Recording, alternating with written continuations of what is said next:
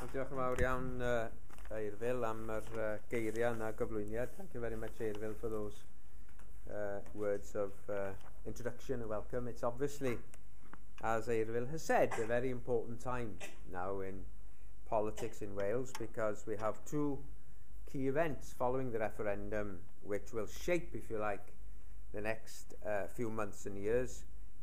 One, of course, is the fact that the UK Chancellor will be giving out the budget on the 23rd of this month.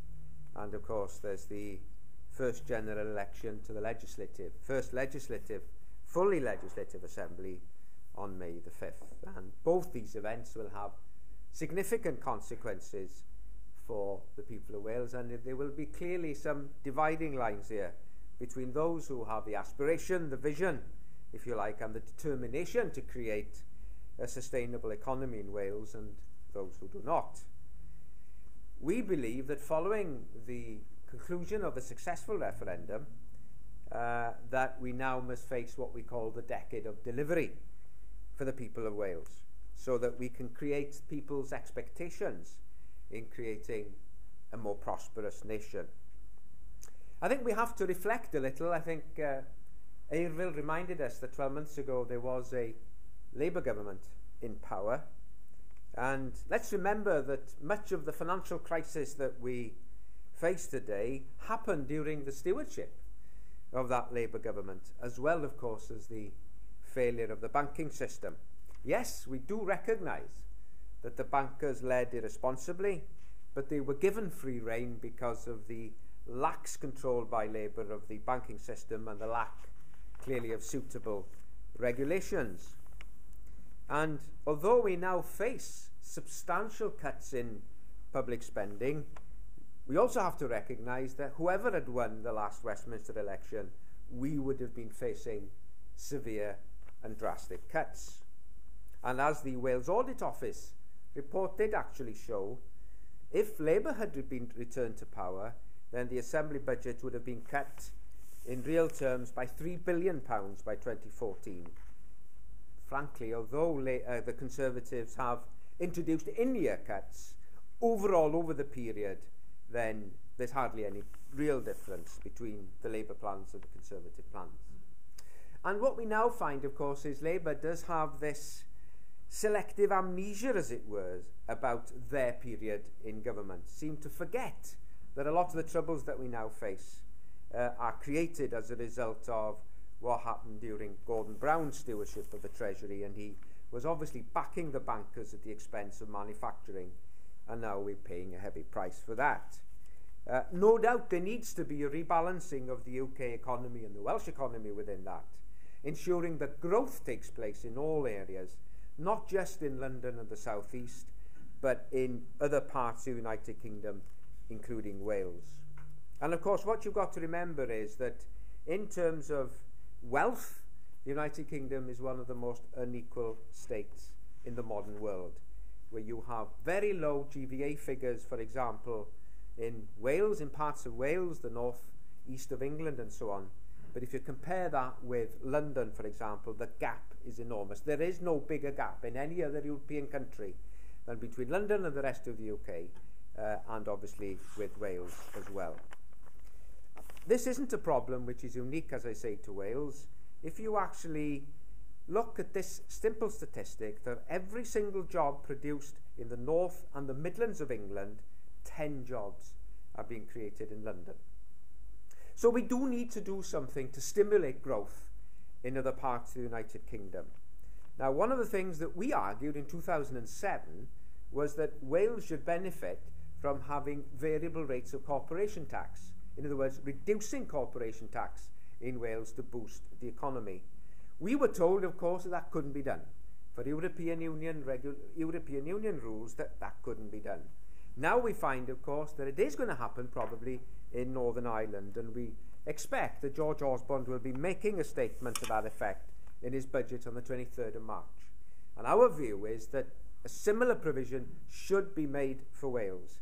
We accept, of course, that that would mean a hit on the Welsh bloc, and we would have to look at the way in which we were using money for economic development in Wales. But there is no reason at all why we in Wales shouldn't be able to get that advantage. And of course we understand the reason it's been done in Northern Ireland. It's because of the competition from the Republic of Ireland. But of course we have also a pretty unique border in Wales with the Republic of Ireland, and we think that we should be benefiting from that relief as well. We want to see wealth grow in Wales, not just as an end in itself, of course, but in order to transform the economic, social and environmental well-being of the families and communities of Wales.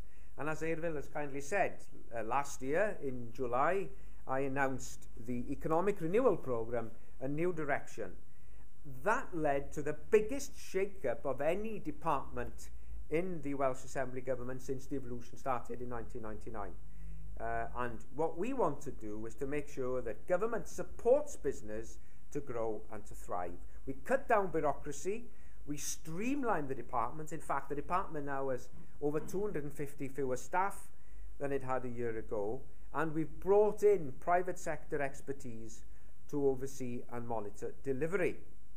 During the recession, we also set out to prove that a devolved government can face some of the challenges that the recession threw at us. One of the major problems in previous recessions, particularly in the 80s and 90s, was the fact that people were losing staff at an alarming rate. So when the period after the recession came, they hadn't got the skills to capture the upturn. Because of our Proact and React schemes, we maintained the skill base in Wales. And in fact, I have to tell you this, Ieuan, on his first visit to Wales following his election, David Cameron said that is one of the things I wish we would have done in England as well, because it meant that we in Wales had a significant advantage by maintaining the skill base. And there were lots of companies, and I'll tell you this, there were lots of companies who had a base in Wales and a base in England, recognised that what we were able to do for them in Wales was a significant advantage over the value of the workforce that they had in parts of England. So it was clearly something that we should be immensely proud of. What we've now got to do is to deliver the tangible improvements that will allow the private sector to grow and thrive. So the pledge that we are making in the next Assembly term is to transform the conditions for business in Wales to allow them to flourish. We will be delivering, therefore, the Economic Renewal Programme with a determination to make it succeed. But I want to also talk about some of the other commitments we are going to make in the election to make the government more responsive, if you like, to the needs of business. Plaid has always believed that the best way to recover from recession is to invest in economic growth, to create the economic stimulus which is necessary to sustain and create jobs and therefore boost, if you like, the tax take of the Treasury. What we will be doing, therefore, in the next Assembly term is to create a £500 million fund, what we will call a Build for Wales fund, which will underpin economic growth and create up to 50,000 jobs. This will be in addition to the capital expenditure that will be used strategically by the Welsh Assembly Government to boost the Welsh budget. So we'll be supporting investment in infrastructure. This fund, alongside the core funding from the Assembly, will bring about investment in schools, in transport, in hospitals, in new homes, in information technology, and of course our energy infrastructure. This new investment vehicle will be established by ourselves, but will be separate from government, and it will enable us to raise a fund which will be underpinned by a Wales-wide infrastructure plan. The whole point of the infrastructure plan is that across government we recognise that there is a significant investment that the public sector can make to stimulate private sector investment in the construction sector. Our capital programme is being cut by at least 40% as a result of the cutbacks at UK level. Therefore, we will be wanting to create this fund to maintain our infrastructure spending. That will mean, therefore, that the jobs that we have in engineering companies, in civil engineering companies, and of course in construction sector, means that we will be able to maintain the jobs and the skills there. And we'll be using social clauses as well to make sure that local people are employed. The Build for Wales Fund, therefore, which will be a cornerstone of our manifesto, will be a new independent entity based on the not-for-profit approach of Glas Cymru, and it will be responsible for financing new public sector infrastructure, as well as procuring, and I'll come back to that, procuring, because I know that's something that is of immense interest to businesses in Wales, and will also allow that independent company, therefore, to be managing and monitoring the projects. I can tell you that even now there are discussions with the UK Treasury. Those talks are now underway, which will enable us to establish and operate the entity when it's in place. Both the FSB and the CBI have called on us to invest in order to unlock growth. Because the construction industry is important in Wales, and we recognise investment in infrastructure is essential to meet our economic aspirations, we believe that this will be a very attractive proposition. Just imagine too the benefits there will be in terms of new school buildings, new homes and new health facilities. Over the next few weeks, I will also be outlining how we'll be investing in our road and rail network, because this will be a key priority for the next Plaid government. But as a time of savage cuts, we must think creatively in order to realise this. In Wales, Plaid in government has rejected the use of the traditional model of PFI, and I think we've been right to do so. But by creating this not-for-profit, distributable entity to deliver infrastructure projects, any profits generated will be reinvested within the Welsh economy, and our Build for Wales Fund would therefore be good for the Welsh public sector, good for business, and best of all would be a vital counter-cyclical stimulus in supporting and creating jobs. I think everybody is aware that the current Welsh Assembly government wants to invest in next generation broadband with high-speed links to all businesses in Wales by 2015. The current proposal by the government is to do that by 2016. We believe perhaps we can do it a little bit earlier by 2015. And just imagine what that would mean to businesses right across Wales. So it didn't really matter whether your business was established in Dolgellau or in Monmouth, or it's based in Cardiff, or it's based in Holyhead. It doesn't matter then, because the business will be linked to the best high technology possible. We also value small businesses and the vital contribution they make in all parts of Wales. And there is a tremendous difficulty that many small businesses face in accessing what we call growth capital, with the vast majority of businesses in Wales unable to tap into the UK Business Growth Fund because the turnover threshold is too high. We will therefore, alongside, so we've already decided that there will be obviously the Build Fund. We now want to set up what we call a Welsh Growth Fund in partnership with the private sector. And this will enable us to enable businesses to have access to smaller, more easily accessible investment money for growth. And a number of small businesses in Wales have been telling me that what they absolutely need is the ability to capture that investment for growth. It may be useful for startups as well, of course, as for businesses in growth mode. I've already secured £15 million in order to kickstart this process. So that will be the public sector contribution. We believe that we can attract another 75 million or thereabouts from the private sector, which will give us a fund of between 90 and 100 million pounds to enable us to develop in partnership with the financial sector. One of the things that we've recognised is that the Welsh Assembly government, or the Welsh government as it will be after the election, cannot be a bank. It will not be a bank. It is not a venture capitalist. It can't be involved in private equity.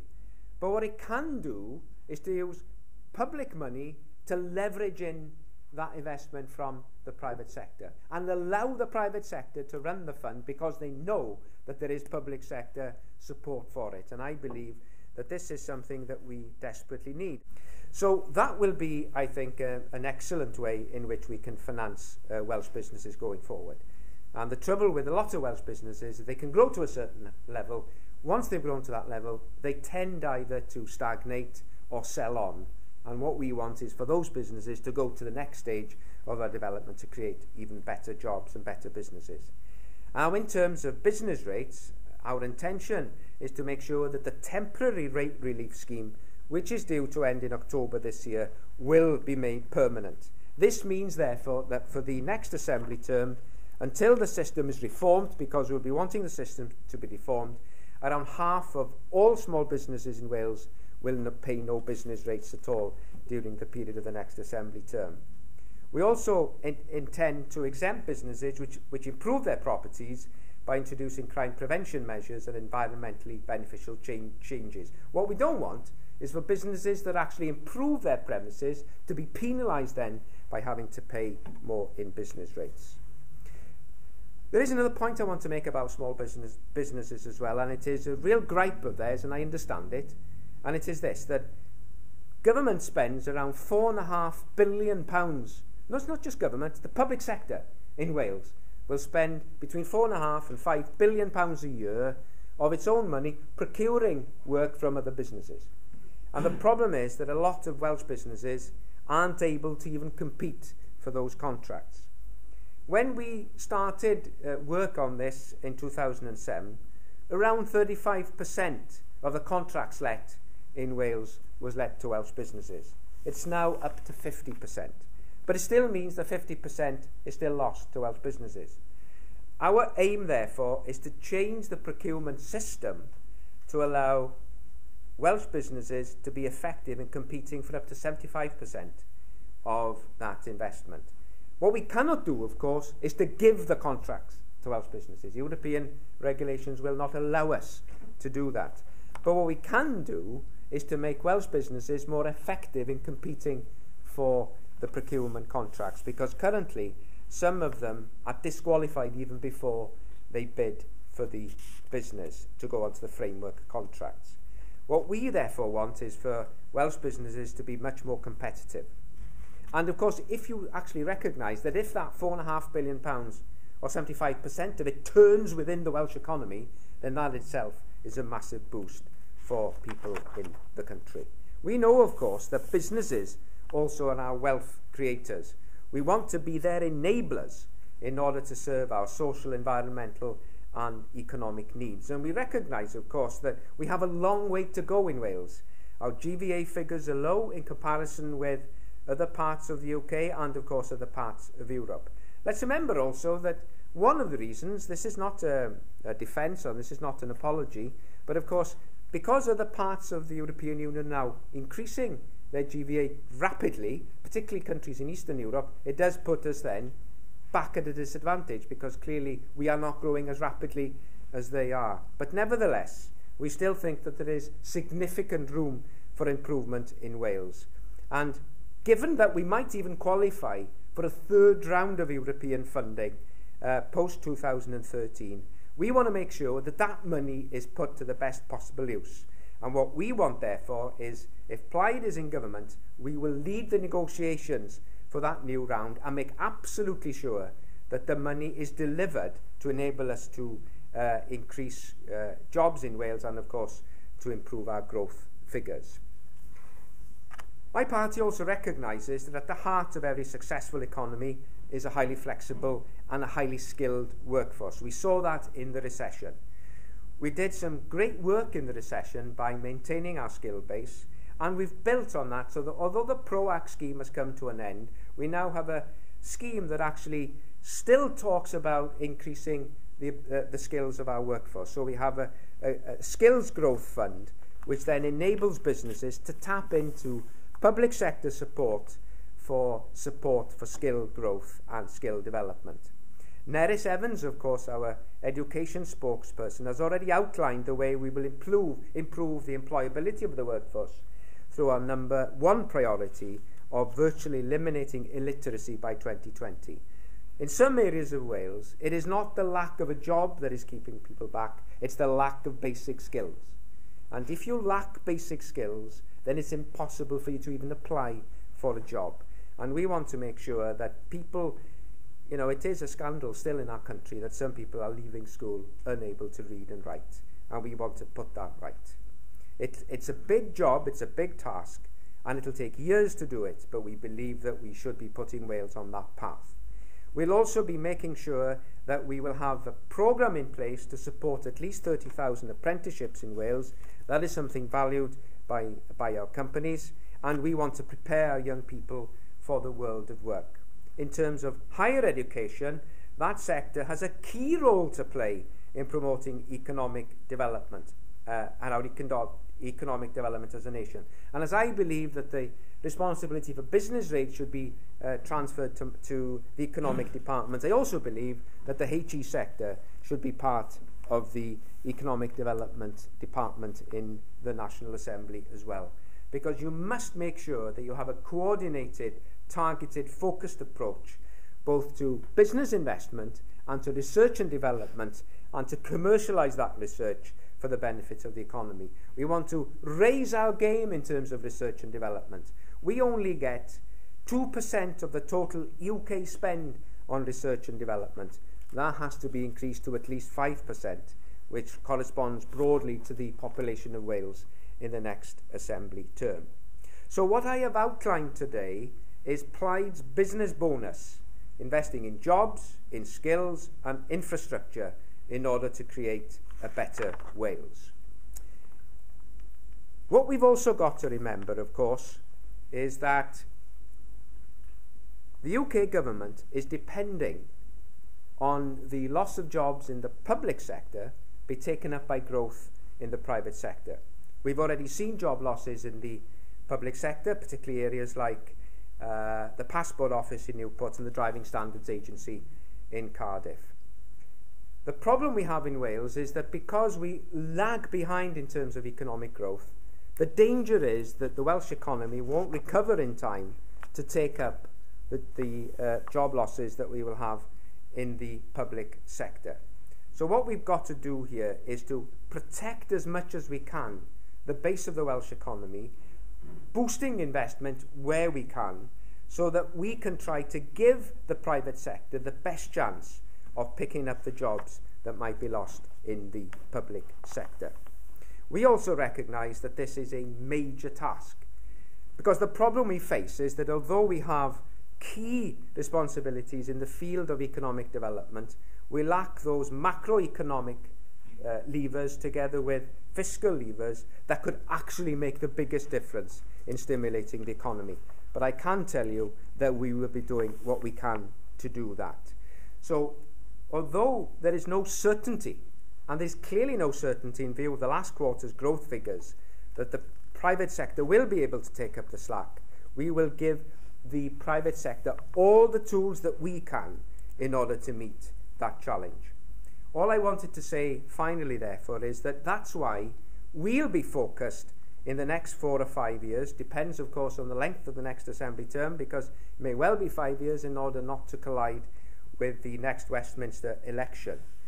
We will do what we can to make sure that the Welsh economy becomes more resilient. There is one final point I'd want to make, and it is this.